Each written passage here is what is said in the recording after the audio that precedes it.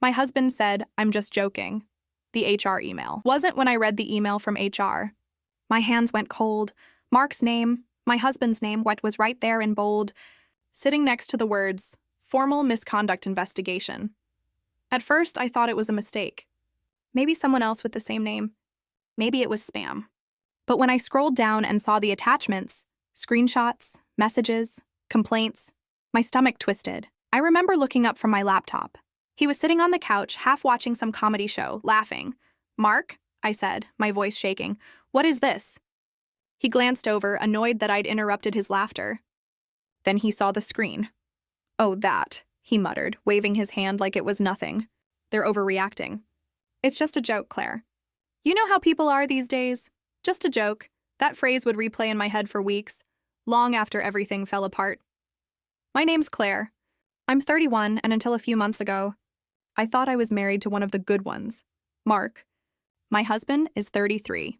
We met at a company picnic 8 years ago. He was that guy, the one everyone liked, the one cracking jokes even during serious meetings, the one who could turn awkward silence into laughter. He used to make me laugh too. The kind of laugh that makes your chest ache because it feels so good to let go. Mark worked in sales, loud, confident, social, and he wore that charm like a badge. I used to tease him that he could sell water to a fish. He'd grin and say, "Only if the fish looked thirsty." We lived a simple life in a quiet suburb outside of Chicago. Small house, 2 cars, a dog named Bailey, and dreams of starting a family soon. I worked as an office administrator for a medical clinic. Steady, structured, routine. He thrived on chaos. I thrived on order. Somehow we made it work. At least I thought we did. The first time I heard about his office jokes, it didn't sound serious. He came home one night, laughing about how HR had sent an email reminding everyone about professional communication. "Guess someone can't handle a little humor," he said, tossing his phone onto the counter. I remember smiling awkwardly. "What kind of humor?" He shrugged. "Nothing bad. Just teasing. You know me, Claire." I joke around. And I did know him, or I thought I did. Mark's humor could toe the line, but he never seemed cruel. If anything, he used laughter to diffuse tension, not create it. Still, something about the way he said it made me uneasy. There was a flicker in his eyes, a defensiveness I'd never seen before. But then he wrapped his arms around me, kissed the top of my head and said, "You worry too much." And I believed him. Because love, I've learned, can make you deaf to warning bells. It replaces logic with hope. At the time, I had no idea that his harmless jokes were about to become the headline of a company-wide scandal. It started with Lena. Mark mentioned her casually over dinner one night, a new marketing coordinator.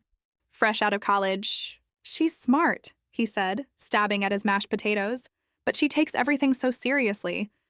I cracked a joke about her coffee order and she looked like I'd kicked her puppy. I laughed politely, not wanting to seem suspicious. "Maybe she's just shy," he rolled his eyes. Or maybe people need to learn how to take a joke. That phrase, "take a joke," would become the soundtrack of the months that followed. At first, I brushed it off. Mark was always surrounded by people who adored his humor. His coworkers called him the life of the floor. He brought donuts on Fridays, sent memes in group chats, and made even the CEO laugh during quarterly meetings. But something about the way he talked about Lena made me uneasy. His tone wasn't light, it was sharp, defensive, like he'd crossed a line and didn't like being called out. 2 weeks later, Mark started staying late. "Deadlines," he said, grabbing his laptop bag. "Lena and I are wrapping up the client presentation." The first few times, I didn't think much of it. But then the pattern stuck. Late nights, weekend calls, and constant texting. I'd hear his phone buzz at midnight and see his face glow from the screen's light. "Who's that?" I'd ask gently. "Work," he'd say too quickly. "You know how clients are." I needed to believe him. But when he started turning his phone face down every time he set it on the table, something inside me whispered that I was losing him. Not to another woman, but to his ego. He loved being the funny one. The one people liked. And when someone like Lena didn't laugh, it wasn't just rejection. It was an attack.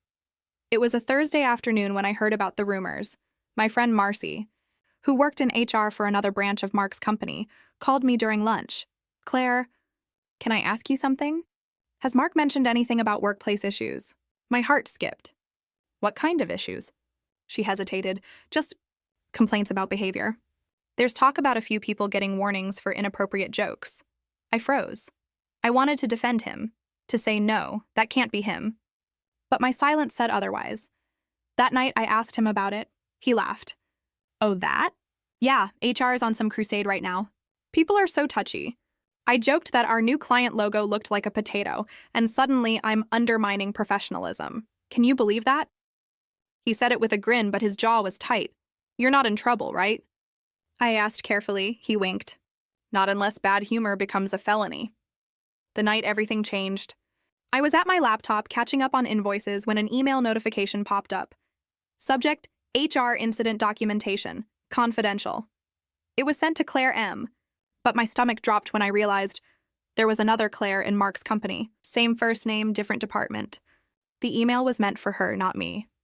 For a moment, I hovered over the delete button. Then something, intuition, maybe fear, made me open it. The document inside was an internal HR summary.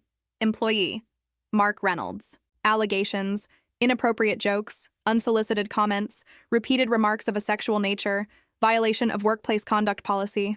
My blood ran cold. I scrolled, heart pounding.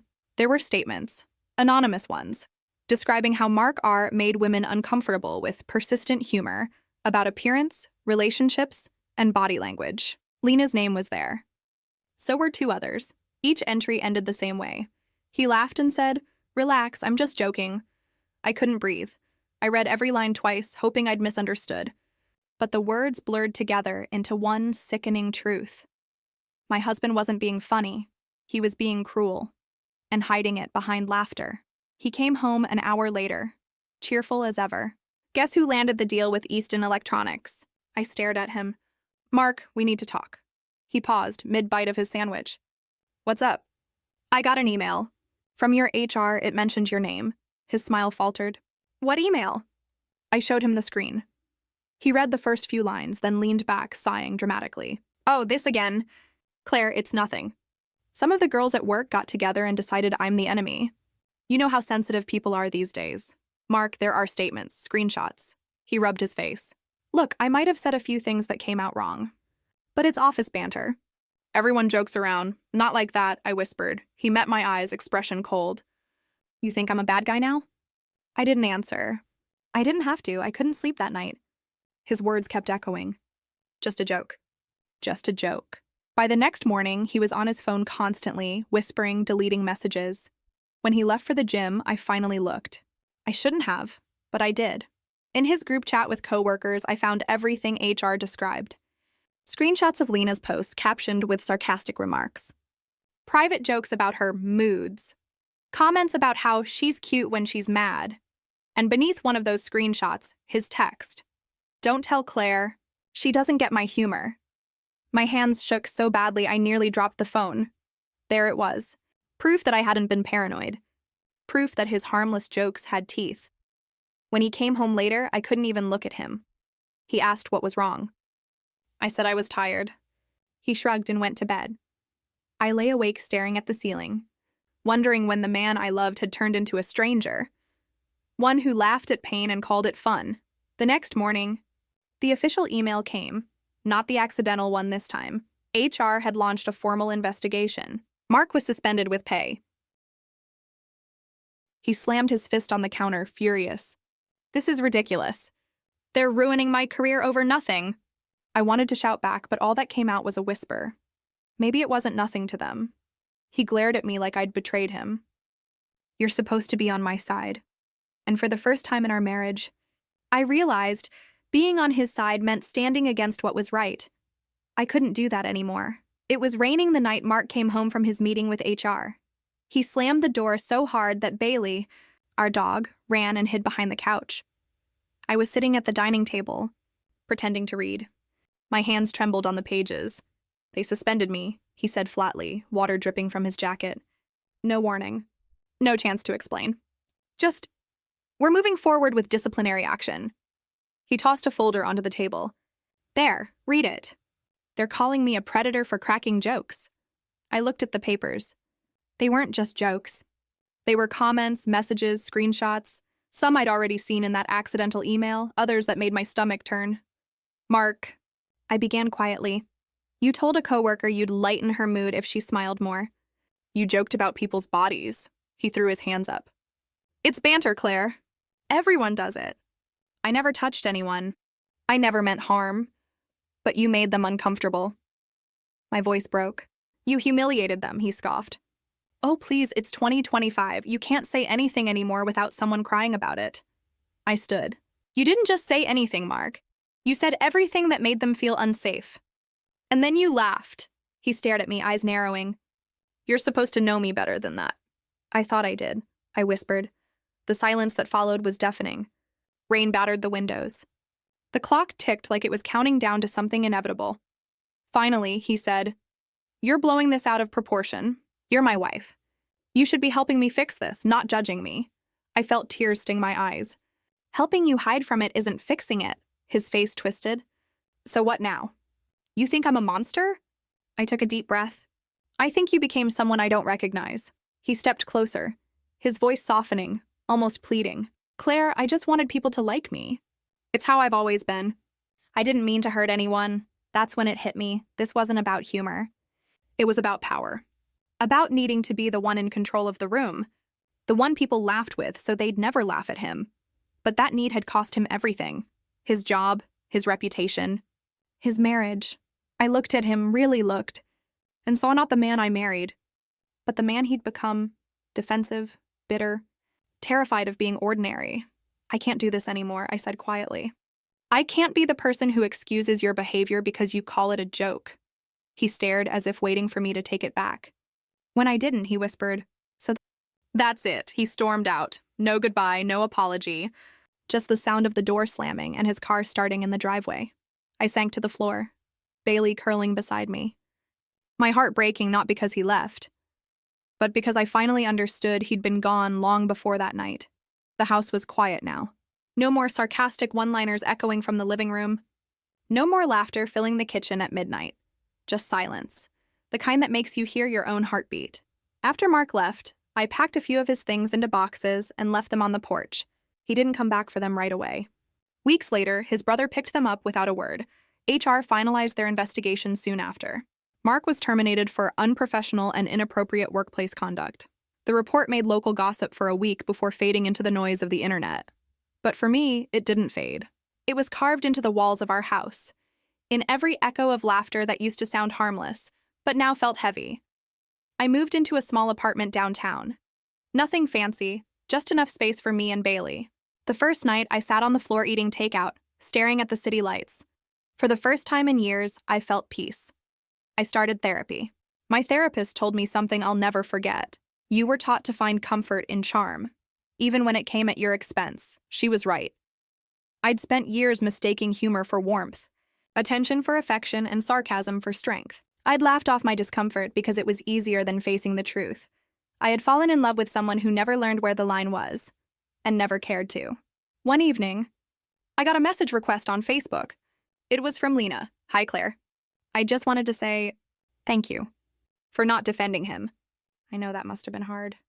I'm sorry for what you had to go through. I stared at her words for a long time.